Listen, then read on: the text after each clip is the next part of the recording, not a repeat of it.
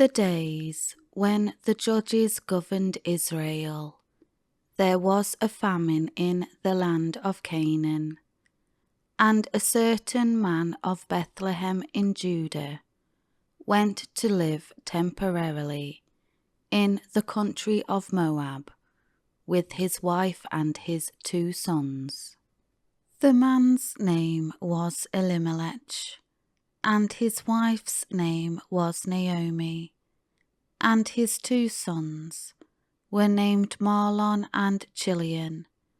They were Ephrathites from Bethlehem in Judah. They went to the country of Moab and stayed there. Then Elimelech, Naomi's husband, died, and she was left a widow with her 2 sons. They took wives from the Moabite women.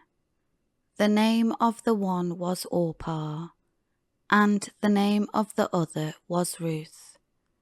They lived there about 10 years. And then both Mahlon and Chilion also died. So the woman Naomi was left without her 2 sons and her husband. Then she set out with her daughters-in-law to return from the country of Moab, for she had heard in Moab how the Lord had taken care of his people of Judah in giving them food. So she left the place where she was living, her 2 daughters-in-law with her, and they started on the way back to the land of Judah. But Naomi said to her 2 daughters-in-law, "Go back, each of you return to your mother's house. May the Lord show kindness to you, as you have shown kindness to the dead and to me. May the Lord grant that you find rest, each one, in the home of her husband." Then she kissed them goodbye, and they wept aloud. And they said to her, "No, we will go with you to your people in Judah." But Naomi said, "Go back, my daughters. Why should you go with me? Do I still have sons in my womb that may become your husbands? Go back, my daughters, go, for I am too old to have a husband. If I said I have hope, and if I actually had a husband tonight, and even gave birth to sons, would you wait until they were grown? Would you go without marrying? No, my daughters, for it is much more difficult for me than for you, because the Lord's hand has gone against me."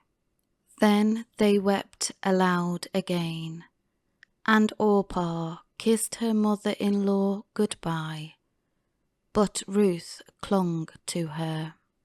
Then Naomi said, "Look, your sister-in-law has gone back to her people and to her gods. Turn back and follow your sister-in-law." But Ruth said, "Do not urge me to leave you, or to turn back from following you. For where you go, I will go, and where you lodge, I will lodge. Your people will be my people, and your God, my God. Where you die, I will die, and there I will be buried. May the Lord do the same to me as he has done to you, and more also, if anything but death separates me from you." When Naomi saw that Ruth was determined to go with her, she said nothing more. So the two of them went on until they came to Bethlehem. And when they arrived in Bethlehem, the whole city was stirred because of them. And the women asked, "Is this Naomi?" She said to them, "Do not call me Naomi, sweetness.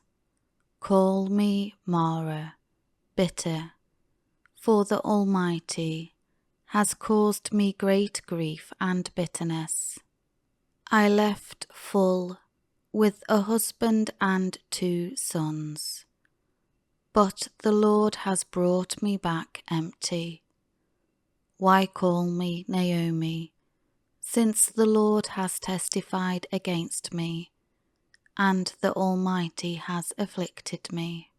So Naomi returned from the country of Moab, and with her Ruth the Moabitess, her daughter-in-law, and they arrived in Bethlehem at the beginning of the barley harvest.